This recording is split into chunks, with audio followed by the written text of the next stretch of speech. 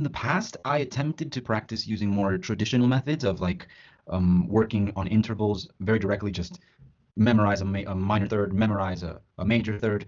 And that process to me was very frustrating because first, I couldn't really see a real application into music, and classical ear training focuses very intensely on the rational side. Yeah.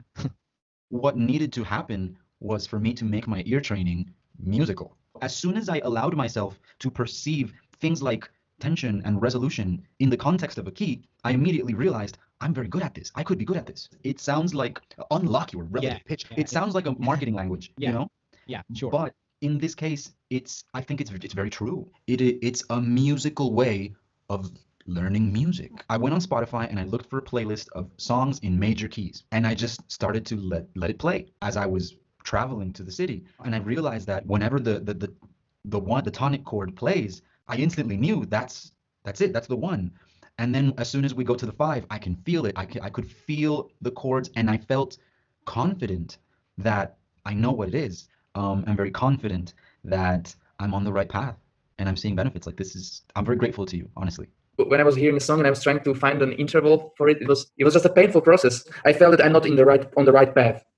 I wasn't satisfied at all with those results. And here I can see how it goes gradually, and it's just building. It's a really efficient process, I think. If you play me a melody that is not going too fast, then I can write it down. It's the same thing with chords, and that's incredible. I wouldn't think that I would be actually ever able to do that.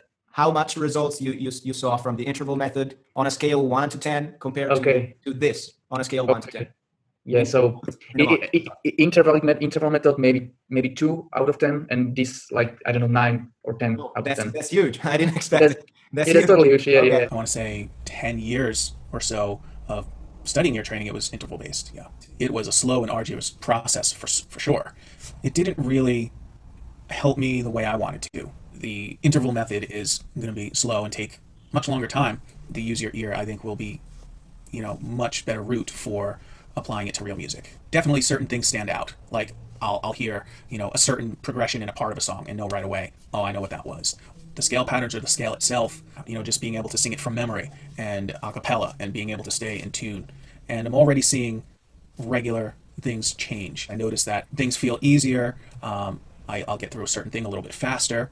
I think there's definitely going to be more results for a less amount of time, for sure. Because, like I said, I've been practicing intervals for years. Use Your Ear is way more applicable to music. Yeah, I hated it. I felt like it's not gradual at all. Like I didn't understand like how it's supposed to even work. Like it's true. Like interval method just doesn't work. You've done excellent work, and like it's just so structured in a way that it makes sense. And for the first time in my life, I can recognize chord progressions. So basically, I tried for like 2 weeks interval app, and I was like, this makes no sense. When we listen to music, I feel like it's sensations, it's feelings, it's emotions. And when we try to learn it by intervals, it is like taking music out of its context, chopping it into pieces, when really it is way more complex than that. Thinking what is the distance between two sounds can never be applied in real music. It was so out of context that I don't think it was ever useful. So when you take the interval method, there was no musical context behind it. It was just like reference point. And like a lot of the courses were giving tips which were like, I don't know, just didn't make any kind of, there was no way to kind of improve on it. There's a very common method of identifying intervals where like you think of song melody, right? So let's take a Linkin Park In the End. Yeah. That piano melody is like a perfect fifth, but it's a perfect fifth in the minor key. Yeah. Now, if you think of that in the major key, the sensations are completely different. Yeah. Right. So you start thinking of that way. It's completely out of context. Even though I got better at identifying that in thinking of the in the end interval, it's not applicable. So it's almost like in a way, it's like near to zero effectiveness on why you use it. Now in the method that you have, it's all the things you teach are on in harmonic context of the background in music. Does anyone ask me, hey, look, how would I want to learn like oral skills or in-training skills? I would point to your method because I think it's kind of like I think it's the right method. I practiced a month with intervals training and with recognition of a melody. I was still stuck. How would you compare the interval method to the use your ear method on a scale from 1 to 10? Intervals method really low.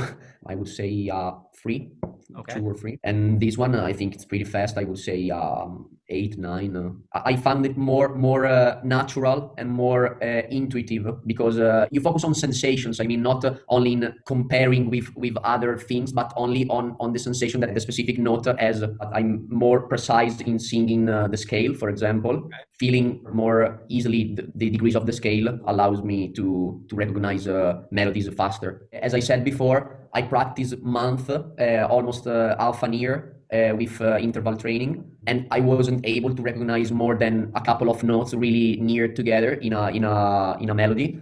And now between grades, with grades between 1 to 5, I'm really fast, and I'm becoming also faster in recognizing the 6th and 7th grade degrees. In my case, the interval method, it wasn't applicable in melodic recognition. Especially in real music, you told us. Yeah, in general. Had training there for 2 years or so, but I didn't make any progress there.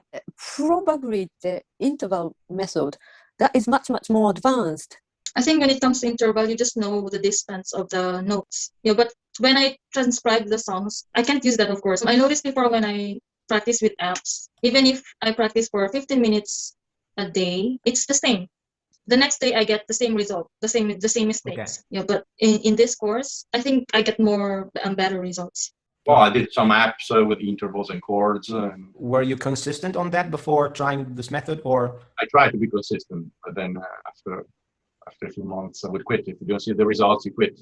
It's like doing math exercises when you do the apps exercises, or projecting something on designing something like. There were just some apps that I had found about matching pitch and listening to intervals and trying to identify what they were, listening to chords and trying to identify what they were. Wasn't really making much progress despite working on them for a while. I just never really felt like I was getting much better. I got to a point where this seemed to be the thing that was holding me back, and my dabbling in using these apps and things just wasn't helping, right? Just saying, learn the space between these notes and then try to translate it to all other situations never really worked. But focusing on a key and the tonic and having that as your point of reference for everything else, I think it's been much better for me anyway.